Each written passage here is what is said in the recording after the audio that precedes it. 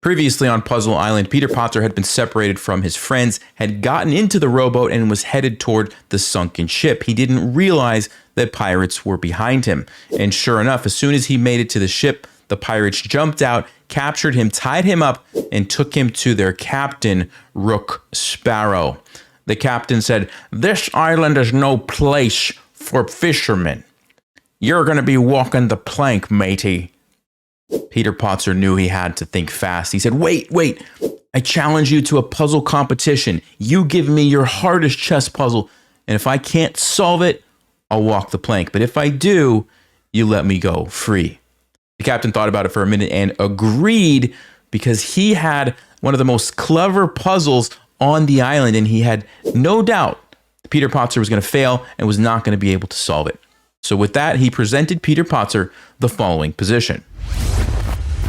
It's white to play and win. White's pawns are going forward in this direction as you would expect. And please notice black does have a queen on the board, and actually Stockfish on low depth thinks this position is a draw. It has to analyze a little bit extra before it realizes that it's actually a win for white.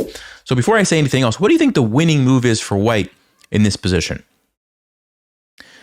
All right, if you had a chance to look at that, the move is knight to e6 check. Now, before we talk about knight to e6 check, I just want to touch on rook takes c5, because this kind of looks like a decent try. Like, you grab a free pawn, you defend your pawn here from the black queen. Like, why wouldn't you do that, right? The problem is you now let black's queen into the game. Queen to e4 check, for example, is a good move. You have to start dealing with that. Now the queen can just go wherever it wants, constantly making threats and probably going to win some pieces, and you're most likely going to lose this game. Okay, so part of this puzzle is not allowing the black queen to get into the game in an effective way. Okay, and that is why, going back to knight to e6 check, you're going to start to see how this works here very quickly. So knight to e6, okay, the king has to move somewhere, right?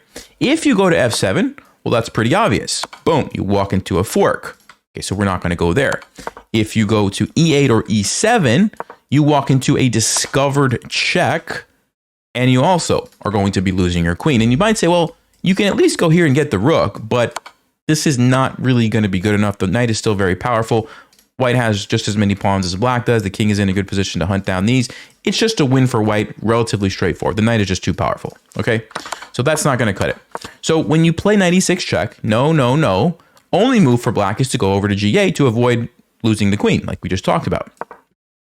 White to play and win. Again, only one correct move. What's the move here? All right, if you had a chance to look at that, it's knight to g5. And any other move, again, lets the black queen out. Knight to g5 does not, and here's why.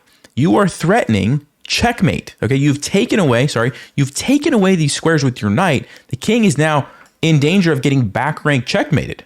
Okay, and at the same time, you're attacking the queen. If the queen tries to run away and, grab a pawn, well, like I said, this is just checkmate, right? So what does that mean? The only move for black is queen to g6, because you have to save the queen, but you also have to stop the checkmate on e8. Okay, great. So now what white has done is kind of tied up the black queen to guard this checkmate. The question is, what do you do now and how do you win? And this is where the puzzle really starts to get interesting and also very challenging. So go ahead, pause if you would like. There's only one correct move, believe it or not, for white to win. All right, if you had a chance to look at that, the winning move is king to c7. And the idea behind this is probably not yet evident, okay? But what you are going to be doing, I'm just going to go ahead and tell you, is you're going to be setting up a zugzwang situation. Remember, zugzwang is when you don't want to move, but you have to move, and your good position becomes a bad position, okay? You might say, Nelson, what are you talking about? Well, basically, black needs to leave the queen here to guard the checkmate. And if you try to move your queen away anywhere, boom, checkmate, right? You can't go there. You can't take this pawn. You can't go here. Like, anywhere you move, you just get checkmated. So that is a key, and this is the only way to create the zugzwang that you're going to see in just a second. So king to c7. Black plays the move h4. And they're trying to just waste some time, right? Like, they have pawns to move, so they're just going to push some pawns. We have some pawns to move as well. So the question is, which pawn should you move? If you had a chance to look at that, that was a trick question. And actually, the winning move is not any of the pawns. It's king to d7. You have to get your king in position first, and then you can use your pawns in a very specific way to create the zugzwang. And I don't believe you can get away with moving any of the pawns. The only one is a4. Stockfish is confused. I actually don't even know if this is a win or not. It gets tricky because queen h5, and it's a line that we're not going to go into. But maybe there's a winning chance there. I'm not actually sure. It's very, very complicated. But the winning move for sure is king d7. This is the clear win, okay? And what you're doing here is you're setting up rook to e8, right? You're defending that with your king. So you're forcing black to play king f8 to not lose their queen, okay? Now that you have this set up, all of black's pieces over here are tied up, okay? The king cannot move, right? Unless you're going to go back to g8 and get, you know, either checkmate or lose your queen. The queen can't move away. There are no good checks on the king. Anywhere you move your queen to, doesn't really matter. You know, you get checkmated here, right? So black's pieces are tied up. Now white has to figure out, what about these pawns? So what do you think the winning move is? You got a chance to look at that? It's a4. It's a4. And you'll notice if you play a3, that doesn't help you at all because you give black an extra move. Now they can play a4 and they put the ball back in your court. So you're trying to take away their moves essentially. So a4, you stop that pawn from moving. Great. You say, what about this pawn? They're just going to push it, right? Okay. What do you do now? Well, I hope you didn't say c3. Because c3 looks good because you're taking away this. The problem is you are giving up the d3 square. And all of a sudden, remember that queen that we talked about, which was stuck, is no longer stuck. Because guess what? When it goes here, it's with check. Now you have to spend time moving your king away. And the black queen is going to become a monster. And you're going to lose the game. Queen's going to start taking stuff. And there's no longer a checkmate threat. White loses. Okay, so you have to make sure you avoid this one. The winning move is pawn to f3. Not f4, f3. Why? Because after black pushes their pawn, you now need that extra move to create the zugzwang situation. Bam! This is how you win, because now look carefully at black's position. Remember, you've got to leave the queen to defend the checkmate.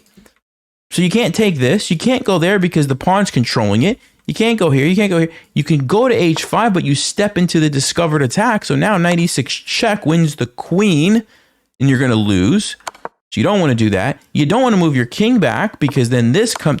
There's no moves for black, and white wins the game. Now, you might be wondering, f4, isn't f4 just as good? No, because f4, look at this. Black plays c3, and now what do? This is the position you wanted for it to be black's turn. But if you moved your pawn 2 spaces instead of just 1, now it's your turn. You have to make a move. There's nothing for you to do, actually, because if you push f5, he takes your knight. So you can't push that pawn. You have no more pawns to push. The best case would be to go back and forth with some sort of a perpetual check with the knight, and it's a draw. So going back, just to summarize, critical move was back here when you played f3. Sorry, in this position, you had to play f3.